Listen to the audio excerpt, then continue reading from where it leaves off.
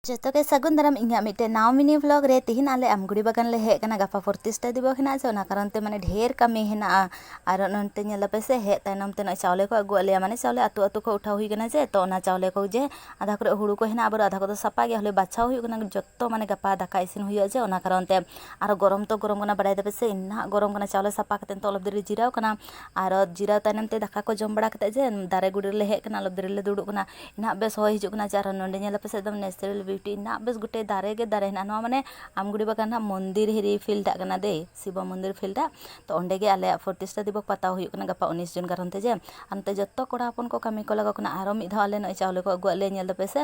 aro chaule ko bachau hui kana ante kora hopon ko jotto kami ko laga kana din khon ko laga kana noi jhanda ko bi da ko note ko sahan ko ade da ko